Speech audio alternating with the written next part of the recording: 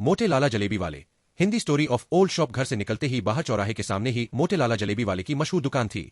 सुबह बेरमी, कचौरी और साथ में गर्मा गर्म जलेबी मिलती थी। शाम को एक बड़ी सी कड़ाही में दूध उबाला जाता था, जिससे रबड़ी तैयार होती थी। रात को दूर दूर से लोग दूध जलेबी खाने के लिए आते थे। छज्जू मल बहुत मोटे थे। वे दुकान पर बैठे रहते थे, अपने कारीगरों को डांटते रहते थे। गल्ला संभालना उन्हें बहुत अच्छी तरह से आता था। किसी से भी 1 रुपए का हिसाब गलत नहीं होता था। सुबह 11 बजे से रात के 12 बजे तक दुकान पर ही बैठे रहते थे। सभी उन्हें मोटे लाला के नाम से जानते थे। कुछ पुराने लोग थे जिन्हें उनका नाम छज्जू मल पता था। मैं उस समय 13 या 14 वर्ष का था।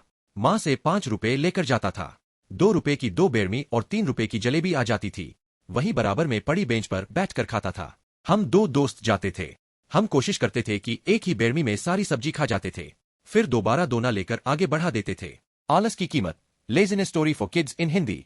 मैं, भैया थोड़ी सी सब्जी देना। सब्जी देने वाला लड़का लालाजी की ओर देखता। लालजी हम दोनों को घूर कर देखते, इससे पहले वो कुछ बोलते।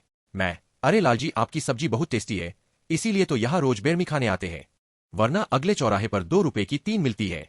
चल भैया डाल दे सब्जी। लालाजी कुछ नहीं बोलते और सब्जी वाला सब्जी डाल देता है। यह हमारा रोज का काम था। एक दिन शाम को हमारे कुछ रिश्तेदार घर आए। शाम को खाना खाने के बाद दूध जलेबी की फरमाइश होने लगी। पहले तो मेरी ड्यूटी लगी दूध जलेबी पैकर करवा कर लाने की, लेकिन तभी कानपुरा वाली बुआ बोली, बुआ जी, भैया याद है बचपन में हम कैसे छज्जू हलवाई की जलेबी खाते थे? वह अभी भी है या? मैं, बुआ जी यहाँ कोई छज्जू हलवाई नहीं है, हम तो मोटे लाल की जलेबी लाते हैं।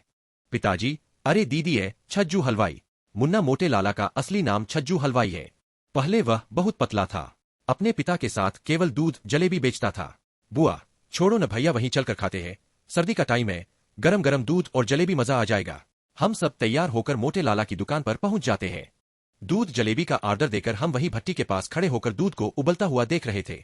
छज्जू हलवाई, अच्छा तो गौरी शंकर जी ये आपका लड़का है, हर रोज सुबह जिद करके 2-2 बार सब्जी लेता है, ऊपर से धमकी भी देता है। यह बात सुनकर सब हंसने लगे। मुझे लगा कहीं जमीन में गिर जाना चाहिए, क्योंकि सबको पता है बेरमी केवल 2 रुपए की आती है। पिताजी, क्यों मुन्ना ये मैं क्या सुन रहा हूँ, तुम रोज बेरमी क्यों खाते हो? से चीजें कभी कभी ठीक रहती है। मैं, नहीं पिताजी कभी कभी खाता हूँ। छज्जू हलवाई, छोड़ो गौरी शंकर जी बच्चा है, मैं जानता नहीं था कि आपका बेटा है। सभी जोर जोर से हंस रहे थे। मैं गुस्से से मोटे लाला को घूर रहा था। अगले दिन से मैंने उस दुकान पर जाना छोड़ दिया। एक दिन घरवालों के लिए जलेबी लेने गया तो छज्जू हलवाई ने रोक लिया। छज्जू हलवाई, भैया तुमने आना बंद कर दिया, हम तो उस दिन ऐसे ही कह रहे थे, जितनी चाहे सब्जी ले लिया करो, तुम्हारे पिताजी बचपन से इसी दुकान पर आते थे, अच्छा नहीं लगता अब तुम कोई और दुकान पर जाओ, अब कभी तुम्हारी शिकायत नहीं करूंगा। मेरा भी गुस्सा तब तक निकल चुका था। अगले दिन से हमारा वही सिलसिला चलने लगा। इसी तरह कई साल बीत गए। पढ़ाई पूरी करके दिल्ली आ गया, यही जॉब लग गई। एक दिन पिताजी का फोन आया, उन्होंने बुलाया था। मैं ऑफिस से छुट्टी लेकर घर पहुंचा तो माँ ने बताया, माँ, बेटा तेरे लिए एक लड़की पसंद की है, तू देख ले तो हम बात पक्की कर दें।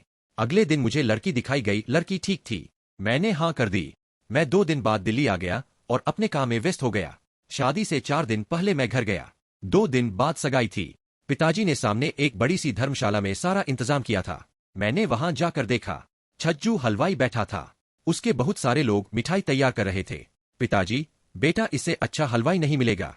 मुझे देखते ही छज्जू हलवाई के चेहरे पर खुशी आ गई। छज्जू हलवाई, आगे भैया शहर से चिंता मत करो, सब काम बहुत बढ़िया से हो जाएगा, आपको शिकायत का मौका नहीं मिलेगा। सगाई और शादी कब बीत गई पता ही नहीं चला। मधु को पत्नी के रूप में पाकर बहुत खुश था। 2 महीने घर में रहने के बाद मधु को भी पिताजी ने मेरे छोटे भाई के साथ दिल्ली भेज दिया। हम दोनों ने यहाँ अपनी छोटी सी नई गृहस्थी शुरू की। समय कम पंख लगाकर उड़ गया। एक बार एक दोस्त की शादी का निमंत्रण मिला। मैं और मधु शादी से 1 दिन पहले ही घर के लिए रवाना हो गए। कार में सामान रखा और ड्राइव करते करते घर पहुंचने ही वाले थे। तभी मैंने मधु से कहा, मैं, मधु तुमने हमारे वाले चौराहे के मोटे लाला की जलेबी खाई है? मधु, हाँ पिताजी एक बार लाए थे। मैं, चलो आज वही दूध जलेबी खाएंगे और घर वालों के लिए पैक करा लेंगे। मैं जल्द से जल्द उस चौराहे पर पहुंचना चाहता था, लेकिन जैसे ही मैं वहां पहुंचा तो देखा दुकान बंद थी। बाहर एक लड़का मोमोज बेच रहा था। मैं, बेटा ये दुकान आज बंद है क्या? लड़का, भैया यह तो सालों से बंद है, आप मोमोज खाएंगे? मैं, नहीं। यह कहकर मैं चौराहे से सीधे अपने घर पहुंचा। माँ पिताजी से मिलकर बैठे चाय पी रहे थे। तभी मैंने छज्जू हलवाई की दुकान का पता किया। पिताजी, मुन्ना धीरे धीरे शहर का कल्चर बदल गया, लोग अब मोमोज खाने लगे। छज्जू हलवाई की दुकानदारी कम होने लगी। धीरे धीरे कारीगर कम होने लगे। एक दिन पता लगा छज्जू हलवाई को हार्ट अटैक पड़ा, उसे अस्पताल ले जा रहे थे। रास्ते में ही खत्म हो गया। तब से दुकान बंद है।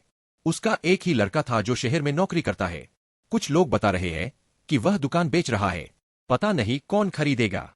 यह सब सुनकर एक पल के लिए मेरी आंखें नम हो गईं। हम अपने कल्चर से कितना दूर होते जा रहे हैं।